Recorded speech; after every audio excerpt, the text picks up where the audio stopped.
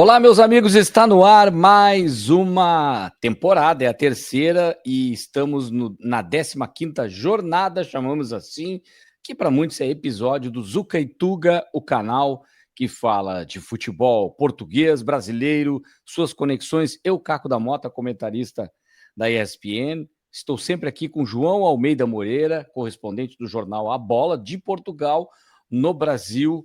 E a gente vai começar, João, falando do futebol brasileiro na Libertadores. Voltamos a ter as competições europeias, sul-americanas, nem vamos falar do Galo, que empatou, enfim, com o Independiente del Valle, mas vamos nos concentrar principalmente em jogos surpreendentes na Libertadores. E fica a pergunta, João, se teremos final brasileira na Libertadores.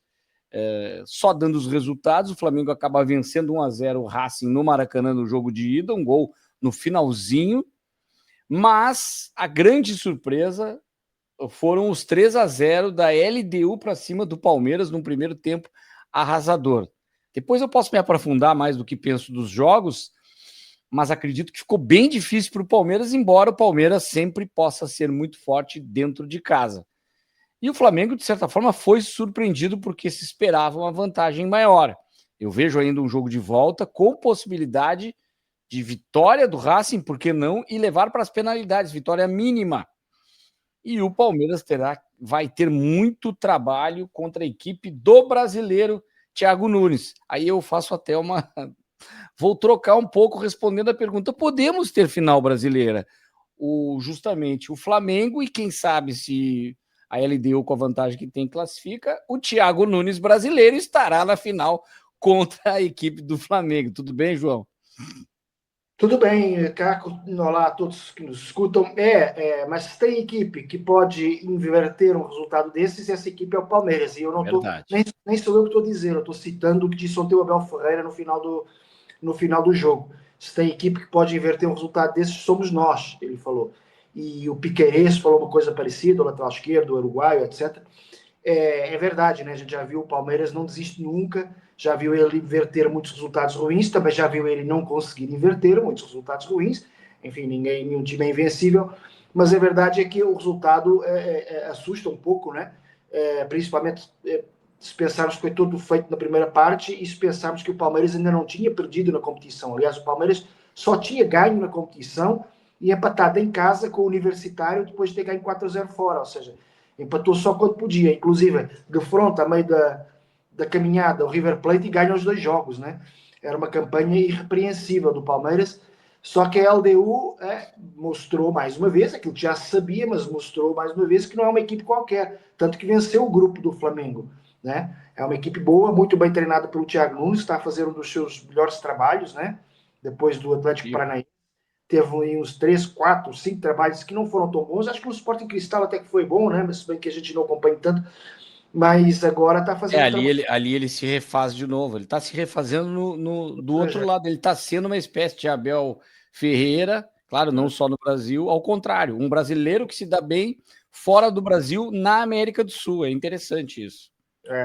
E realmente está fazendo um ótimo trabalho, porque a LDU é uma equipe, provou que é uma equipe realmente difícil. Se bem que eu ainda acho que o Palmeiras tem vamos deixar assim, uns 40%, né, de hipóteses de passar, porque é em casa, no Allianz Parque, tem muito mais time do que a LDU, tem a torcida do seu lado, tem uma característica própria da equipe de gostar dessas viradas, né? Então ainda vejo o Palmeiras com uns 40% de hipóteses de passar, mas não há como negar que hoje a LDU é a favorita a defrontar na final o Flamengo, né? Que também ainda é favorita, apesar da vitória ter sido magra. O Racing em casa também é forte. 1-0 é um resultado, né? É talvez o resultado que deixa sempre mais dúvidas para um segundo jogo, né? Para uma segunda mão, como dizemos em Portugal. Vamos ver, né? Acho que o Flamengo é favorito, claramente, tem 70% de hipóteses, na minha opinião, ainda de passar, mas há risco de não termos uma final brasileira, quem sabe com nenhum dos dois clubes brasileiros, né? Que são os dois grandes dominadores do futebol local, brasileiro e continental este ano e nos últimos anos. Uma final Racing-LDU seria absolutamente surpreendente, mas eu ainda acredito numa final Flamengo-Palmeiras, meio que outra final, né? Porque já tivemos a final do Brasileirão, Flamengo e Palmeiras, e vamos ter agora 10 finais até o fim do Brasileirão entre os dois. O Flamengo tem essa vantagem de sempre vencer, não há o que reparar na questão de ter conseguido uma vitória. Só que no final, com dificuldade, teve um gol anulado, bem anulado, mas o Flamengo não conseguiu se impor da maneira que se esperava. Até porque aí a gente começa a ver uma equipe muito estruturada já há um bom tempo pelo Gustavo Costas, e eu tenho assim uma visão, não consigo explicar isso de uma forma tática, mas a cultura de uma equipe argentina com um porte maior ainda, ela pode complicar. Parece que o Flamengo se complica. A lembrar, por exemplo, o Flamengo com o Central Córdoba. Ele se atrapalha com essa equipe que tem essa característica. A impressão que dá é que quando jogam com essa pegada argentina de bola longa, forte marcação, uma pegada mais forte para cima do Arrascaeta, principalmente, e inclusive ele joga muito ainda, mas ele tem um pouco mais de dificuldade. Quem acabou sobressaindo foi o Carrascal, mas o elenco do Flamengo, a força que tem, não é que o Flamengo vai jogar em contra-ataques, ele vai sempre tentar propor o jogo, mas dentro de casa, o Racing tendo o espaço que tem, com uma partida apagada até do Maravilha Martínez, que não foi tudo aquilo, mas dentro de casa, certamente, ele será outro jogador. E eu vejo a possibilidade do risco do que os argentinos adoram, jogar pelo regulamento. Faz um gol mínimo e leva para penalidade, com o Caldeirão vai lá e busca. Agora, o Rossi é um grande goleiro também, um goleiro decisivo, né? E ele pode ser decisivo tanto com a bola rolando, até para impedir os gols, e ele faz isso também em vários jogos. E eu vejo o Flamengo como um favorito pelo resultado e pela equipe que é, mas que é um jogo de risco, é sempre complicado jogar. Aqui é um detalhe que tanto Flamengo e Palmeiras tinham jogado um contra o outro há poucos dias, né? Então também Exato. havia um certo cansaço, eu não digo às vezes nem é só o cansaço físico, é o cansaço mental, né? Por mais que o Felipe Luiz e o Abel tenham mudado 2 ou 3 peças, mesmo assim há esse cansaço mental. E depois tem mais um detalhe, que agora, antes do jogo com a LDU, o Palmeiras recebe o Cruzeiro, que não é uma equipe qualquer, tanto que é o terceiro classificado do Brasileirão. E o Flamengo joga com. Estou aqui procurando, nem sei com quem é o jogo do Flamengo para em Fortaleza, né? É mais tranquilo. É mais tranquilo, mas fora, viagem, e o Fortaleza ainda sonha, né? Em continuar na primeira divisão. Enfim. Para fazer quase, não vou dizer isso, um sub-23, mas o que está escrito lá, o Flamengo, se quiser, joga com o terceiro time e não vai comprometer. Agora pode comprometer a campanha do Brasileirão. Os dois podem se complicar nesse aspecto, Eu também pensei, agora eu pensei logo depois do 3-0, pensei, o Abel agora vai colocar a equipe reserva no jogo do domingo, mas depois vejo que o jogo do domingo é com o Cruzeiro, vai que perde e acaba perdendo nas duas corridas, né? Tanto na Libertadores como, ou seja, não dá, estamos numa fase em que não dá para abdicar muito, né? Claro que são elencos ótimos, como você falou, né? Então, se você troca 4, 5 peças, não se nota muito, mas não dá para colocar aquela história de time reserva mesmo, né? Agora, foi um massacre, assim, no primeiro tempo. O Palmeiras não jogou, a LDU muito forte. É aquele tipo daquele sistema 3-5-2 que todo mundo sobe. O Ramírez, que foi expulso no final, jogador importante, joga por um lado, tem Quinteiro pelo outro. Esse rapaz jogou demais, esse jovem Gabriel Villamil, ou Vijamil, para os argentinos, eles falam assim, os castelhanos, enfim. Mas ele é Boliviano, bom jogador, né? boliviano, né? Internacional boliviano. Mas eu estava agora a ver os lances e achei o pênalti meio forçado, o pênalti sobre o Andréas Pereira. Mas, enfim, de qualquer forma, não. Verdade.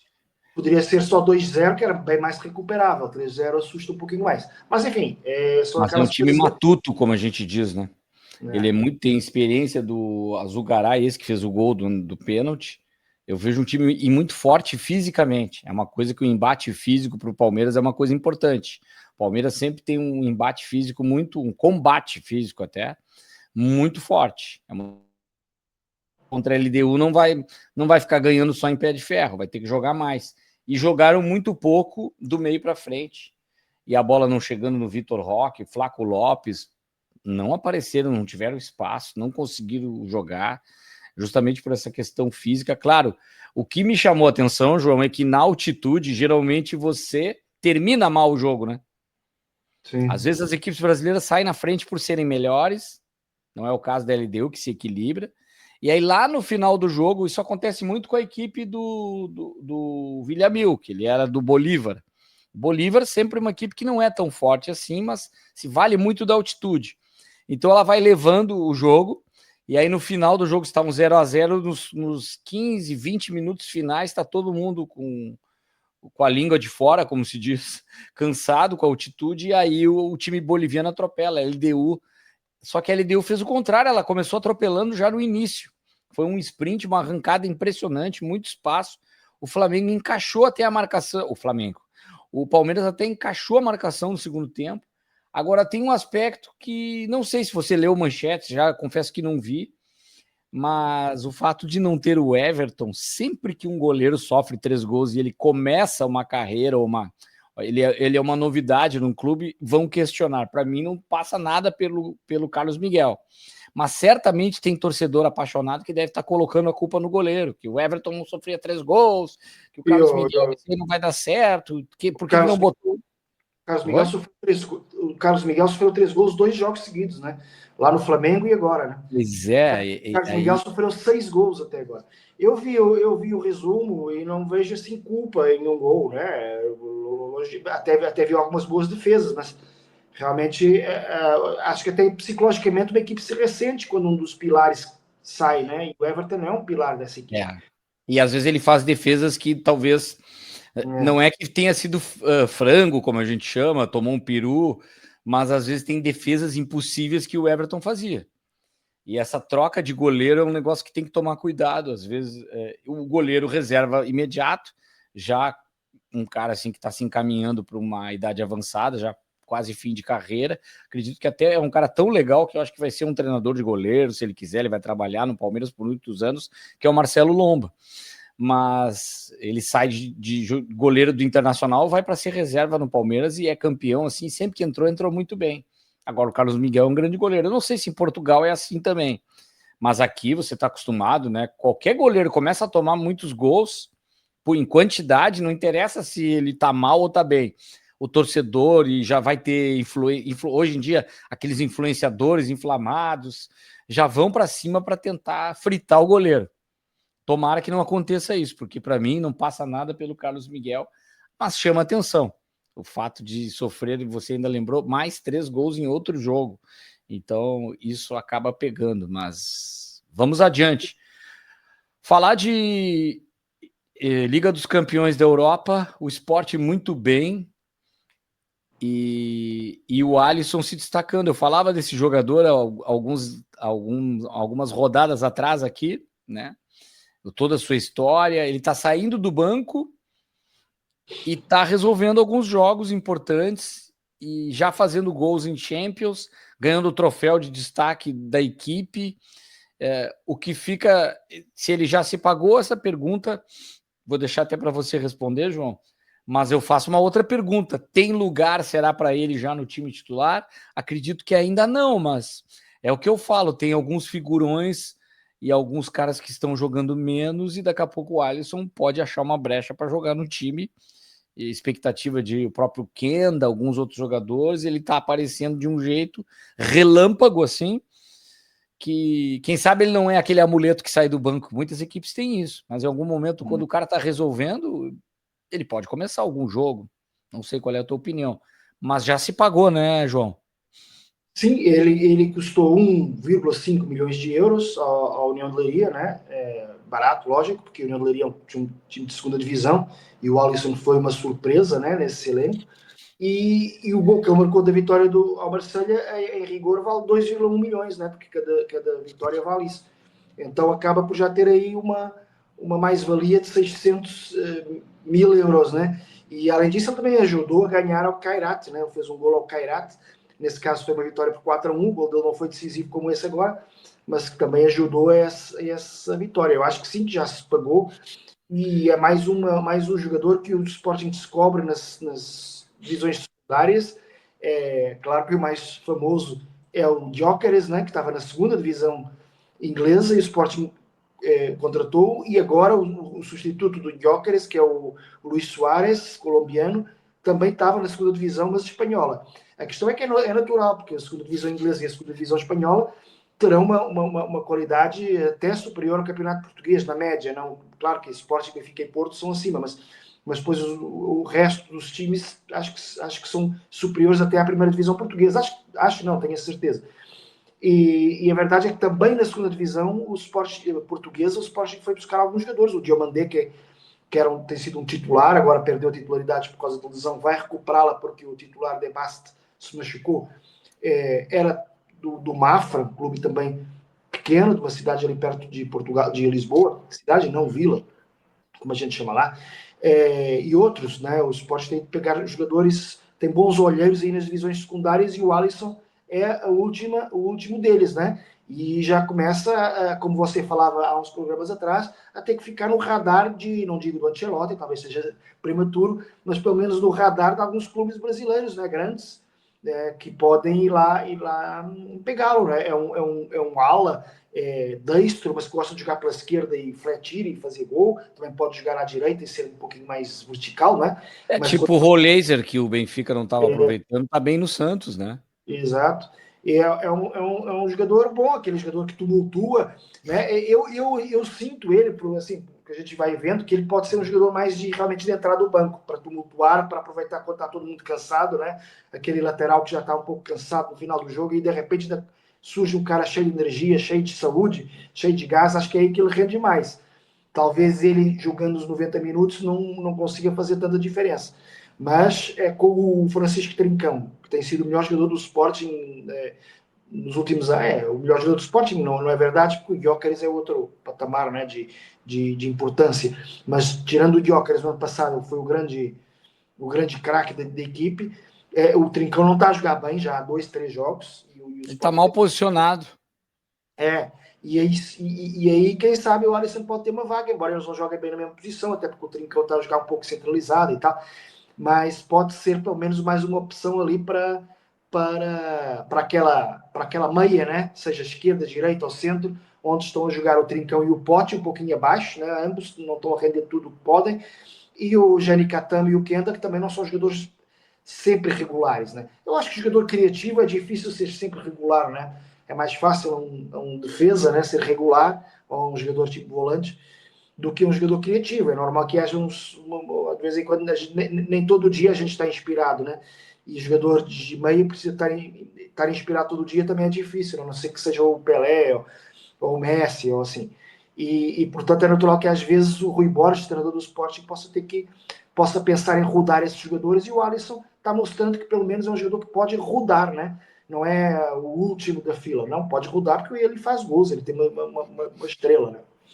É o caso do William Gomes no Porto, que também de vez em quando entra, né? E falar em Porto, uma vitória importante do Nottingham Forest para cima do Porto.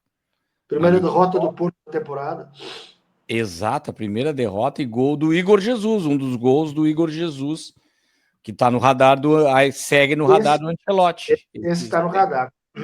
Esse está há muito tempo no radar, ele já tem convocações, ele tem uma característica mais parecida com a do Pedro, que volta, já que a gente falou um pouquinho de seleção, o Pedro volta a entrar no radar, jogador espetacular. O Pedro, igual ao Pedro em característica, eu não vejo ninguém. Centroavante mesmo, 9, cara decisivo. E muito técnico, né? Porque quando a gente fala em centroavante 9 e vê o tamanho dele, pode pensar que é aquele finalizador, né? Aquele Jardel, digamos. Mas não, ele tecnicamente com os pés ele é extraordinário, né? Assiste, dribla, faz bonitos, né? Tipo um calcanhar, etc. Ele é um jogador de ele faz o bonito e o feio também. Porque ele também sabe fazer o gol, aquele centroavante de joelho, de nuca. Ele quase fez um gol que eu nem lembro bem, foi uma coisa estranha, meio de lado, assim, quase de cabeça para baixo. Não sei como é que ele fez, ele conseguiu chutar. Quase que ele faz um gol assim. Tem muito recurso técnico, e às vezes dá uns dribles assim que eu nunca vi igual. Ele tem um jeito de jogar, é um jogador, esse aí. Eu não abriria mão desse jogador, mas a gente estava. Isso é pauta para outros, a gente vai voltar a falar em seleção. É que tem muita gente, né? Tem muita gente no ataque, vai ter que tirar alguém do meio da defesa para abrir tanta vaga no ataque. Bom, já o Benfica, falamos do Porto também, já o Benfica, não sei como é que foi o Braga, confesso que eu não vi o jogo do Braga, se tem, depois... 2-0 em casa eu esqueci agora quem é que eles ganharam. Liga Conferência, né? Foi uma vitória... outra equipe importante que está aí em Liga Conferência, jogando por essa competição. Enquanto você olha aí, a gente vai falando um pouco também do Benfica, que tem uma pergunta, Mourinho ainda faz a diferença? Olha, eu acredito que possa fazer muita diferença ainda, mas não está fazendo. Acredito que o Benfica já poderia estar jogando mais. Agora, o Benfica também não faz tanta diferença, né? Mas o elenco do Benfica melhorou muito. E até agora a campanha não é boa na Liga dos Campeões da Europa, mas não é tudo também na conta esse Newcastle aí 3-0, não é tudo na conta do Mourinho, também tem o trabalho anterior do Lage, do Bruno Lage. Acho que é uma transição que o Benfica poderia melhorar, mas está abaixo do que eu esperava, até mesmo no Campeonato Português, em desempenho. Não achou bem o time ainda, o Mourinho. Esperava mais, João. Esperava mais do Benfica, de certa forma. Eu não sei se você acompanha melhor, se o clima da eleição aqui no Brasil, eu vejo muito assim, eu acompanho muito mais até isso no Internacional e no Grêmio, por causa da minha origem de Porto Alegre. Sempre que tem campanha eleitoral muito forte, dentro de campo o time começa a se atrapalhar. Eu lembro, inclusive em 2007, o Grêmio chega à final da Libertadores, tudo bem que o Boca Juniors era mais time, com o Riquelme, ganhou, atropelou o Grêmio na final, mas o Grêmio estava com Mano Menezes e vivia uma questão eleitoral muito forte. Houve uma desconcentração total, assim, e aí o atropelamento foi maior também em função disso. Eu não sei se o clima eleitoral ele atrapalha o Benfica também dentro de campo. Não ajuda, né? O presidente é um dos candidatos, né? E o Rui Costa, e o time sabe que o presidente, aquele que os contratou quase todos, né? Pode ir embora, né? Isso obviamente cria instabilidade, né? E quando se ouve em campanha os outros candidatos dizendo que vai contratar este reforço para cá, este reforço para lá, que vai renovar com o Mourinho ou não vai renovar com o Mourinho, etc. Tudo isso obviamente mexe, né? Não acho que seja a causa principal dos maus resultados do Benfica. Eu acho que os maus resultados do Benfica, em relação ao José Mourinho, eu acho que o José Mourinho já há muitos anos que ele não faz diferença, pelo menos em futebol ofensivo. Ele continua a montar muito bem equipes defensivas, tanto que no Dragão, com o Porto, a equipe se comportou bem desse ponto de vista tático, mas do ponto de vista ofensivo, as equipes deles, e como as equipes deles são quase sempre equipes que lutam por conquistar títulos, são equipes que precisam de muita posse de bola, de muito ataque, de muita alternativa ofensiva, e eu acho que isso ele não tem entregado já há muito tempo. É um treinador que está muito... Eu não vou dizer que ele é retranqueiro, porque ele, ao longo da carreira, as equipes dele fizeram muitos gols e jogaram muito bonito, inclusive o Porto, depois o Chelsea, o Real Madrid, com o Guardiola do outro lado, né? Era um Barcelona praticamente invencível, e o Real Madrid do Mourinho conseguiu ser campeão, marcando mais de 100 gols na Liga Espanhola. Ou seja, mas de então para cá, eu acho que ele perdeu um pouco essa capacidade de criar lances com bola, né? Os times dele com bola ficaram meio que previsíveis, enquanto que sem bola continuam fortes. Agora no Newcastle nem isso, né? Tanto que levou 3 gols. Mas de uma maneira geral consegue continuar a montar defesas fortes. A questão é que eu vejo o elenco do Benfica com bons valores, só que são todos recém-chegados, ou se não foi este ano, foi no ano passado. Falta liderança, né? Quando perguntam, dizem os jogadores do Benfica que sejam os líderes do elenco, e de repente só corre o Otamendi e o Pavlidis, mas por uma questão técnica, porque tem feito gols o tempo todo.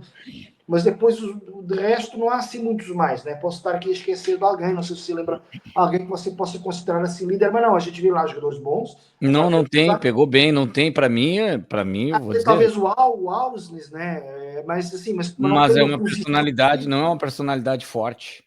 E o próprio Antônio... O Luquebaque chegue com uma personalidade que eu não sei se existe, mas recém chegou. O Luquebaque, mas é um jogador meio lateral. Ele recém chegou, né? O Antônio Silva ainda pode ser considerado um jogador jovem, né? Que não se pode entregar toda a responsabilidade. Não se impõe nesse aspecto, não. O próprio guarda-redes, goleiro Trubin, é um bom goleiro, mas não é aquele goleiro que a gente diga, aquele cara então falta um pouco de personalidade aí. Tinha um pouquinho mais o ano passado com o Di Maria e O Di perdeu. Maria, é impressionante. E perdeu ainda há 2 anos, só perderam o João Neves, né, que embora muito jovem, era um jogador que mandava ali no campo. O Richard Rios poderia ser mais um cara para pegar, para ser um desses líderes, mas ainda não pegou e está desiludindo um pouco os benfiquistas porque foi meio que vendido como um camisa 10 e ele nunca foi, sempre foi um camisa 8, né? É preciso estar desatento ao futebol brasileiro para achar que ele ia ser um camisa 10. Não, ele é um jogador que também pensa o jogo, que é tecnicamente bom, mas é principalmente um jogador físico, né? Um jogador de trabalho ali. E então, eu acho que o Benfica falta um pouco isso, coisa que no Sporting, por isso o Sporting está um pouco à frente do Benfica, a gente vê, né? Apesar de tudo, a Pote, Trincão, mesmo jogando pouco, Pote, Trincão, Human, Gonçalo Inácio, né? Tem vários jogadores ali que a gente diz, são mais ou menos a estrutura, né? Mesmo que saia um... Eu gosto muito do ucraniano que chegou, o Sudakov. Sudakov, muito bom, mas chegou este ano, né? Vamos exigir que o Sudakov seja o cara que passa aí, que eu agora vou... Né? O Benfica está perdendo a Newcastle e o Sudakov é que vai decidir, ou quer dizer, Newcastle diz noutra ocasião qualquer, porque ele agora estava condicionado, enfim. Falta um pouco isso, falta um pouco talvez com o tempo, se o Benfica conseguir manter jogadores, mas o Benfica nunca há tempo, né? Você sabe, Grêmio, Internacional, Benfica, Sporting, Porto, nunca há tempo, né? Tem que ganhar já esse ano, então fica difícil. O torcedor cobra muito, né? A torcida do Benfica muito forte nesse aspecto. Eu vejo assim, uma fragilidade no meio de campo também. Não encaixou o meio de campo. Faz tempo que o meio de campo do Benfica não encaixa. E hoje a gente pode considerar assim um quadrado, o Sudakov jogando um pouco aberto pelo lado esquerdo, mas é um jogador que seria. Ele é o 10, é o meio armador. O Arsenal está perdido, não consegue se encontrar no time faz tempo, e aí vira e mexe. Acho que fez muito mal para ele no Benfica, toda hora, ou é lateral esquerdo, ou falta um lateral direito, ele entra, ou é no ataque, no lugar até do Di Maria, lá na ponta direita. Então ele não está fixo em nenhuma área, e aí tem Enzo Barrenetxea e o Richard Rios chegando muito mal, não consegue também se encaixar. Então esses 4 jogadores eles precisam se encontrar, dar aquela liga no meio de campo que está faltando. E aí você olha para o banco, até estou olhando aqui, você não tem um jogador para encaixar novo, não tem nada de novo para esse meio de campo. Tem o Leandro Barreiro, que vira e mexe e entra, é um jogador de Luxemburgo, mas eu gosto dele, mas não é ele que vai resolver o problema do meio de campo do Benfica. O meio de campo mais equilibrado vai dar essa qualidade lá na frente. Agora, isso é pauta também para uma outra discussão, não é para o programa de hoje. Já tenho falado nisso. Será que é um problema geracional com alguns técnicos? Que eles acabam sendo ultrapassados por uma nova maneira de enxergar o futebol e eles se apegam ao passado, ao jeito de jogar, e eles têm um conceito de futebol, me refiro ao Mourinho, e não digo até uma certa teimosia, mas algo muito parecido de querer sempre jogar da mesma forma e não se reinventar no futebol que é cada vez mais moderno, novo. Ele é um profissional muito inteligente, né? Muito letrado, enfim, muito estudioso, a carreira toda de muito estudo, uma formação fantástica. Eu não consigo entender o que estaria faltando para poder ter uma conexão diferente com o ataque, com tudo isso que você falou, mais ofensivo, conseguindo ser mais agressivo, talvez mais ousado em algum aspecto, acaba se prendendo em tudo aquilo. Aquele cara que venceu tudo, muitas vezes ele olha para o passado e repete aquilo, acreditando que aquilo tem que dar certo, porque deu certo. Só que agora são outras peças, é outro clube, ele desceu de patamar também. Não quero desmerecer o Benfica, não é isso, mas vejam o que o Benfica disputa e outras equipes que ele estava, o Chelsea, enfim, disputavam ao nível que ele estava, Real Madrid, outras equipes. Então, os elencos que tinha à disposição, o poder financeiro do futebol da Inglaterra é muito maior que o poder financeiro de uma equipe de Portugal. Então, como se adaptar a isso? E eu vejo isso muito no Brasil com alguns técnicos. Não vou falar do Filipão, porque ainda é uma idade mais avançada, mas o próprio Mano Menezes muitas vezes está tendo alguma dificuldade em algumas equipes. No Grêmio agora está sendo questionado. O Cuca já não é mais o mesmo. Então, o que acontece que os técnicos eles vão chegando numa fase... O Luxemburgo nunca mais é apontado como aquele cara número 1, número 2 do futebol brasileiro, um cara intocável, que ninguém questionaria, por exemplo, o Abel vai embora, vai contratar o Luxemburgo para o lugar do Abel Ferreira no Palmeiras, ninguém vai querer o Luxemburgo de volta. Pouca gente vai querer que ele seja. E é um grande profissional. Então, essa questão de geração, o que acontece? E ele entra em muitas discussões, inclusive questionando o futebol brasileiro. Eu gosto demais das colocações do Luxemburgo em relação à magia do futebol brasileiro, mas também quando trabalha não consegue colocar isso. Então, quem está conseguindo revolucionar, até me deu um gancho para a próxima pauta, João, é o Fernando Diniz. Tanto ao céu como ao inferno também, né? Numa espécie de professor Pardal, que muitas vezes a gente fala e inventa muita coisa, mas ele não deixa de ser ousado, né? Ele é inovador no futebol brasileiro, ele tem uma psicologia diferente, ele se irrita da forma dele, a gente já viu tanto, e isso que ele é formado em psicologia, mas ele tem uma maneira de colocar as equipes em campo que ele está conseguindo no Vasco ter uma entrega que lembra o Fluminense, aquele que agora está se atrapalhando. Não deu certo com o Renato, se atrapalha com o Subeldia, e com o Diniz deu muito certo. Ganhando Libertadores, sendo tão competitivo. E o Vasco surpreende porque tem jogadores que estão crescendo com o Diniz, mas daqui a pouco eu vou falar também porque eu acredito que o Vasco está muito bem. Mas eu queria ouvir você a respeito disso. Se quiser falar um pouco desse conceito, acabei falando, na minha opinião, dessa questão geracional também, né? Eu acho que não é de uma geração tão avançada, ele é jovem ainda. A gente pode um dia debater mais se o Mourinho é o Luxemburgo português, né? Parece um pouco, né? Mas só para referir que o Braga ganhou 2-0 ao Estrela Vermelha de Belgrado, ou seja, Isso, Estrela Vermelha. De muita tradição, lógico. Mas o jogo foi em Braga, na Pedreira. E na Pedreira o bicho pega. E eu não acho que o Diniz tenha ainda a condição, obviamente, isso é muito prematuro, de fazer o que fez no Flu, no sentido em que o Flu foi campeão da Libertadores, né? Mas acho que pode eventualmente ganhar a Copa do Brasil, né? O Vasco era meio que o patinho feio, né? Das semifinais da Copa do Brasil, e agora já passa sapatinho bonito. Não sei se existe essa figura, mas já é essa equipe que todo mundo tá gostando de ver, né? O patinho feio. Era de patinho feio, passou patinho bonito, né? Passou a Ganso, né? E o Ganso que tá no Fluminense. Mas o Diniz, no segundo turno, o Vasco só fica atrás do Flamengo e do Palmeiras em pontos, né? E é o segundo melhor ataque, tem mais gols marcados que o Flamengo, só está atrás do Palmeiras nesse quesito, de segundo turno, ou segunda volta, como dizemos em Portugal. E o Diniz nem sempre acerta, né? O Diniz, mas quando acerta, torna a equipe muito forte, né?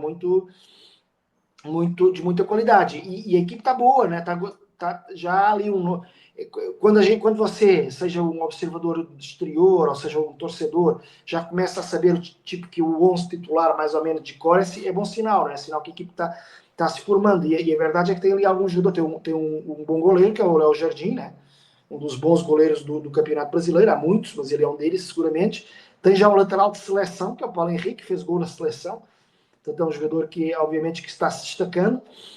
Tem uma dupla de zaga boa, que é o Roberto Renan e o Cuesta, um mais fortão, o outro com mais técnica, mas os dois muito bons. Tem depois bons meias, o Coutinho, né, que dispensa apresentações e que está a render, o Filipe Coutinho, né?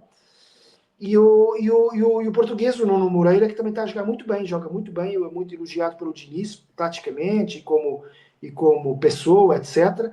E depois tem um atacante prodigioso, né, que é o Ryan, que também já começa a ficar no radar do Ancelotti, com certeza, né? Talvez seja cedo, mas temos ali um jogador, 19 anos, né? Temos ali um jogador para dar que falar no futebol brasileiro, sem dúvida. Tanto que o Vegetti tem jogado muitas vezes no banco, né? O Vegetti era meio que o cara que era o melhor jogador do time e agora tá mais... Era o talismã, né? Tudo era com ele, né? E agora ele tá no banco, que é um bom sinal no sentido em que ainda há mais essa opção, quando precisar de um futebol um pouco mais direto, tem aí um grande jogador no banco, porque o Vegetti é um grande jogador para o seu estilo, né? Camisa 9, que faz gols, que luta, ele parece mais vascaíno que os torcedores do Vasco, né? Então, é uma característica muito argentina, né? E isso é bom quando deixa um time deixa de estar dependente do jogador para passar a tê-lo como jogador de banco, é bom sinal, é sinal que alguma coisa está dando certo e, portanto, esse time pode ser um caso sério no futuro.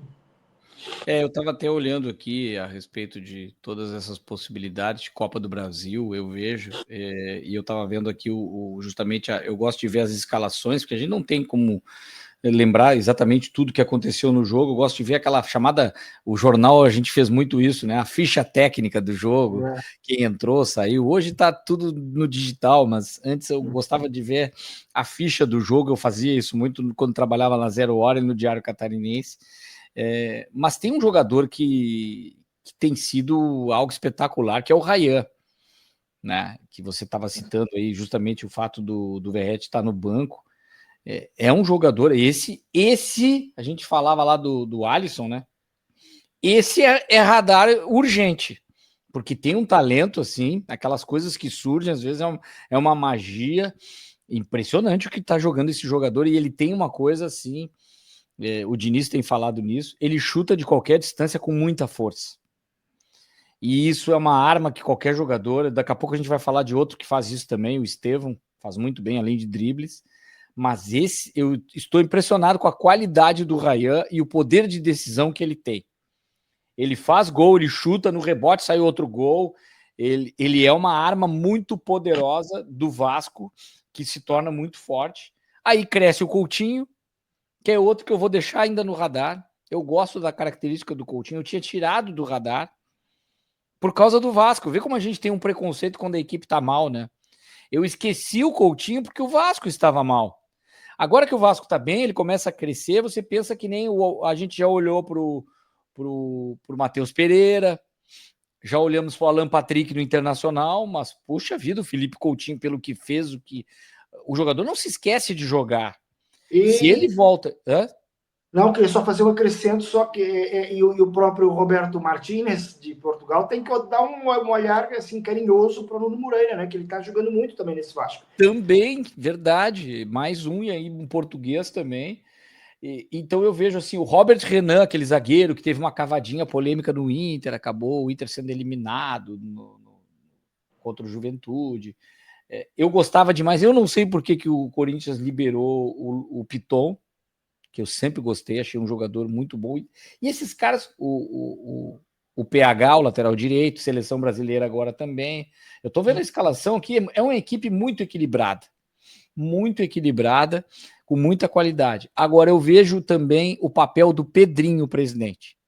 O cara que colocou o seu próprio patrimônio como risco, tirou a 777, assumiu a SAF. Aí o futebol do Vasco começou a cair, ele era criticado, só pensam no futebol, mas o cara tá sanando dívidas, tá conseguindo empréstimos, ele é apaixonado pelo clube. Ele abriu mão de uma carreira de sucesso na Globo, no Sport TV. Ele estava muito bem, numa vida confortável. Certamente estaria na Copa do Mundo comentando futebol pela Globo. Muito bem sucedido. É um cara que certamente conseguiu, pela sua organização, dá para ver, um ótimo gestor. Deve fazer uma boa gestão do seu patrimônio. Estava com a vida ganha. Ele vai e assume com o coração o Vasco e está fazendo um trabalho. Não precisa ser campeão. Não precisa ganhar nada o Vasco. O que precisa é recuperar o Vasco para que o Vasco seja o que está sendo agora. Uma equipe competitiva e que poderia estar à beira da falência por causa dessa parceria de uma empresa que está sendo investigada, que nem toda a SAF é porque é americano, porque é isso e aquilo, e um comprador tem que tomar muito cuidado, serve de alerta. E se não houvesse essa intervenção do Pedrinho, eu não sei o que seria do Vasco. Então, o craque de tudo isso, a gente está elogiando, é o presidente, foi um grande jogador, está sendo um craque como presidente, até mesmo para dar orgulho aonde quer que esteja. O Roberto Dinamite deve estar muito feliz, aonde quer que ele esteja, pelo Vasco, vendo que um jogador como ele assume a presidência num momento muito difícil e consegue fazer algo que nem Roberto Dinamite, como dirigente, mas como jogador foi o maior de todos, conseguiu fazer. Então é demais ver o que o Pedrinho está fazendo no Vasco e serve de exemplo para clubes que estão tão atrasados. E eu vou puxar a brasa para o meu assado, e assado é coisa do Rio Grande do Sul, né, João? como estão atrasados em gestão, administração, em pensamento do... O Vasco errou arriscando, mas pelo menos fez alguma coisa. O Cruzeiro também. O Atlético tem lá os seus messias. Eu vejo que alguns clubes estão muito atrasados nesse aspecto. Se eles não tiverem o tamanho do Palmeiras e do Flamengo, com a administração ainda associativa e não sendo SAF, mas a própria Leila já falou isso. O BAP não, porque parece um dirigente mais arrogante até nesse aspecto. Tudo o Flamengo é o melhor do mundo, tudo o Flamengo é o melhor, tudo é melhor, o Flamengo é o que deve ganhar mais, mas a própria Leila sabe que um dia, o presidente de São Paulo fala isso, o próprio do Fluminense, que um dia todos vão ter que ser o que é em Portugal SAD e SAF, nem que seja uma SAF que não precisa ser um comprador externo, mas às vezes até um investidor do próprio mercado de São Paulo, por exemplo, tem empresários bilionários que podem ser donos, sim, tanto que a gente tem em Belo Horizonte isso, os dois clubes. Mas eu vejo esse capítulo, o Pedrinho é espetacular, está fazendo um trabalho maravilhoso, João. Antes da gente passar para a próxima pauta, não poderia deixar de aplaudir o que tem feito esse novo presidente, que é um exemplo para os dirigentes brasileiros, um ex-jogador que está dando uma aula de gestão no Vasco. Sim, e o Vasco vai encaixar muito dinheiro com o Ryan, né? Em breve, com certeza. Ryan, que é mais ou menos depois de Estevão e Hendrick, né? Podemos dizer que é o novo prodígio aí que está nascendo no futebol brasileiro, né? E agora, entre Estevão e Hendrick, quem é que é melhor?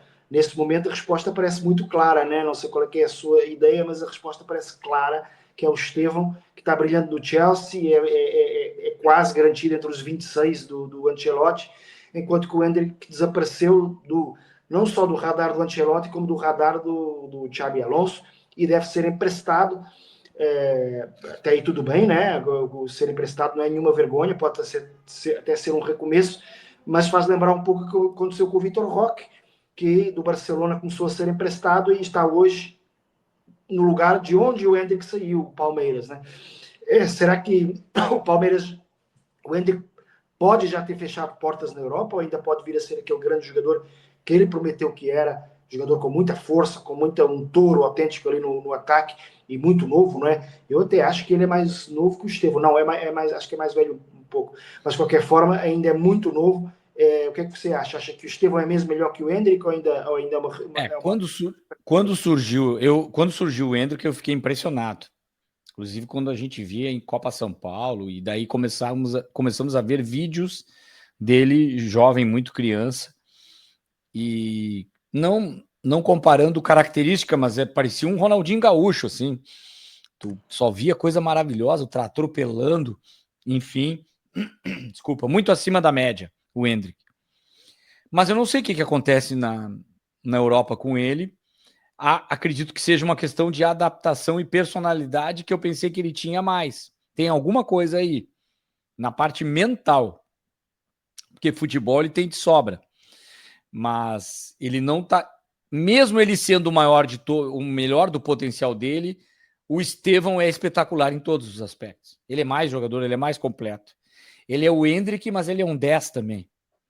Ele pode jogar do meio para frente em qualquer posição, até como falso 9, o que colocar para o Estevão ele vai se adaptar. Ele é um jogador espetacular e pode ser o maior jogador do Brasil nos próximos anos, tamanho crescimento desse jogador. É incrível o que o Estevão está fazendo e eu arrisco dizer até que ele tem tudo para ser mais jogador que o Rafinha, que o próprio Vini Júnior.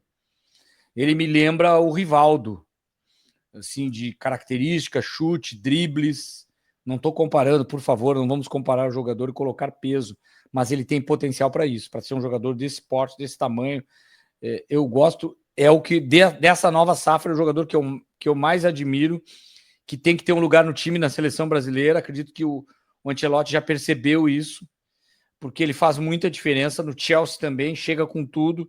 Ele não para de bater recordes, faz gol em Champions, faz assistência em estreia. É impressionante o que esse jogador está fazendo e o que ele virá a fazer. Então ele é melhor que o Hendrick. Agora, isso não significa que o Endrick não seja um jogador espetacular. O que eu lamento é que o Endrick parece que está perdendo seu lugar na seleção brasileira, e pela idade, seria importante ter um jogador como esse. Até o Vitor Roque, que você citou, vive um melhor momento. Por mais que eu fiquei com uma pulga atrás da orelha nesse jogo contra a LDU. Não adianta também você ser bom e numa hora decisiva, vamos ver o jogo da volta, se ele, Flaco, agora estou citando a comparação, Vitor Roque vai ser o jogador que terá que ser para uma classificação para a final da Libertadores. Agora, o Estevão é mais espetacular, inclusive, que o Endrick. É muito mais jogador, mais completo. E o Endrick é um goleador também, um jogador que fazia muitos gols. E se ele não é titular, eu acredito que ele, pela personalidade dele, ele é poliglota, fala inglês fluente, fala espanhol, ele tem uma capacidade incrível que o Estevão já está tendo dificuldade nesse aspecto. Mas isso não tira a personalidade do Estevão. O Chelsea é o atual campeão do mundo de clubes, grande equipe, sem dúvida, mas a concorrência do Endrick é mais pesada, né? É Vini Júnior, é Rodrigo, é Mbappé. Não tem lugar no time. É difícil. Não tem. Ele tem que ser, ele não pode desmotivar-se por caso for emprestado. E pode perfeitamente ser emprestado a um time de Premier League bom, assim, tipo o Aston Villa da vida, e de repente ser o titular e ser uma das figuras da Premier League e depois voltar ao Real Madrid, ou seja, é um passo atrás para dar dois em frente, porque ele de força física, assim, eu lembro de ver as coxas dele com 16 anos, não eram muito normais. Era uma força assim, e que depois fazia com que ele tivesse... um cara meio biotipo do Pelé, né? Exatamente. Menor, o Pelé era mais alto, mas a força física lembra, assim, é impressionante a explosão muscular que ele tinha. Já o Estevão é um jogador mais habilidoso, que dribla, que pode jogar como camisa 10, é muito inteligente, e tudo tem mais até finta, né? Como a gente diz em Portugal, tem bem mais finta, ou drible, como se diz mais aqui, do que o Endrick, né? E a gente já chega então na língua que nos desune, que é o nosso quadro que sempre tem expressões, palavras. Algumas às vezes tem a mesma palavra tem significados diferentes, mas no caso aqui são duas que significam a mesma coisa, finta ou drible. No Brasil se usa também finta, uma coisa mais dos antigos, sabe, João? De jornal. E no meu caso, eu posso estar fazendo uma interpretação errada, eu não tenho nada acadêmico ou leitura que fiz a respeito disso. É puro sentimento de alguém que usa a língua no dia a dia. Eu sempre uso o drible. Mas quando alguém dá uma finta, parece mais aquele drible de corta-luz, de que tu não toca muito na bola. A finta é mais assim, sabe? Dá um pouquinho de calcanhar e que finta! Aí o narrador, alguém, nossa, que finta! Ele fintou o adversário, ele se desvencilha de uma forma. Agora, essa coisa de costurar, de fazer costura, dribla, vai na linha de fundo, dá um corte, ou o drible da vaca, meia-lua, janelinha, caneta, isso é drible. A finta, eu até não sei como é que é o verbo, é fintou, fintar, deu uma fintada, né? Agora drible, driblar, e até tem jogador que na linguagem popular alguns perdem a dicção e falam drible, né? O Denner tinha uma frase dele maravilhosa, que é pureza do Denner, um grande driblador, fintador, que ele dizia assim com a sua característica, que às vezes um drible é mais bonito que um gol. É uma frase histórica maravilhosa do Denner, quando ele, pela Portuguesa, ele dribla o time inteiro, acho que é do Grêmio, num 4-0, ou é num jogo da Portuguesa de Copa São Paulo, não importa. Ele dribla um time inteiro e faz um golaço histórico, que lembra dos grandes gols, aquele gol do Maradona, por exemplo. O Denner faz esse gol pela Portuguesa, depois vai jogar até no Grêmio, conheci ele, e ele tinha essa frase que eu achava linda, rica da pureza, até do erro de português, mas de alguém que não teve o estudo tão apurado, mas na bola dava uma aula. Então ele dizia, às vezes um drible é mais bonito que o gol. Era maravilhosa essa frase. Em Portugal também se usa drible, igual que aqui também se usa finta, em Portugal também se usa drible, e até talvez seja um termo mais técnico, né? Finta é muito usado no futebol de rua, no futebol amador, no futebol de moleques, né? Fazer uma finta, ele finta muito bem, ele tem boa finta, que se fosse dizer até o jogador é rápido e o outro tem boa finta, quer dizer que é bom driblador, não é? Que é bom de simulação. No fundo, o finta é mais do latim, né? E o drible é mais uma palavra inglesa, né? Os ingleses dizem dribbling, né? E então a gente adaptou, tanto os portugueses como os brasileiros, enquanto que o finta é uma palavra que vem do latim, ficta, que é a origem também de palavras como fingir, né? A gente finge que vai para um lado e vai para o outro, daí é finta, né? Ou até... Por isso que faz sentido essa coisa que o finta, para mim, é mais se desvencilhar, é uma coisa meio sem a bola também. Exato. E também a própria palavra fazer fita, né, que em Portugal se usa, não sei se aqui se usa tanto, que é fazer, que é tipo fazer cera, ou fazer... o cara está fazendo uma fita, está fazendo fita, é porque o cara está enganando, né? No fundo está dando fazer cena também. Fazer cena, faz uma cena, né? É que está Encena algo. driblando, no fundo está driblando alguma coisa, mas... Está se fazendo também. Fazer fita é o cara que está se fazendo, né? Exato. Dando migué, que também se usa muito migué. Aliás, o migué eu vou trazer um dia aqui, que muita gente não sabe a origem do migué. Eu tenho uma teoria, eu vou trazer aqui a origem do migué. Em Portugal, eu acho que na arquibancada as pessoas falam grande finta do Pote, ou do Sudakov, ou do Rodrigo Mora, grande finta, uma finta. Mas às vezes o narrador, né, na televisão, na rádio, diz mais drible. Virou que meio drible virou uma palavra mais técnica, enquanto que o finta é mais popular. Mas ainda, na verdade, quando a gente conversa no café, a gente fala de fintas. As fintas do Maradona, as fintas do Ronaldinho Gaúcho, etc., as fintas do Estevão, e menos de drible, né? Drible é mais assim, parece que é mais para rebuscado, digamos.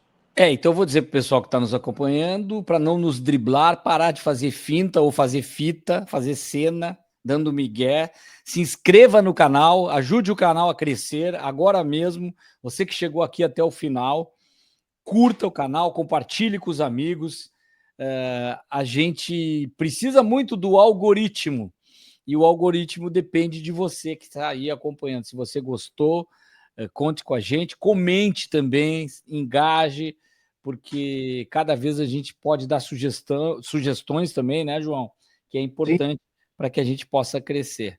João, ficamos por aqui, voltamos na 16ª rodada, ou jornada, da terceira jornada, para a gente falar muita coisa pela frente, e é sempre legal, porque cada semana tem pauta diferente. Daqui a pouco tem Brasileirão, tem português, tem seleção portuguesa, tem seleção brasileira, e a gente está sempre aqui. Um abraço e até a próxima. Valeu!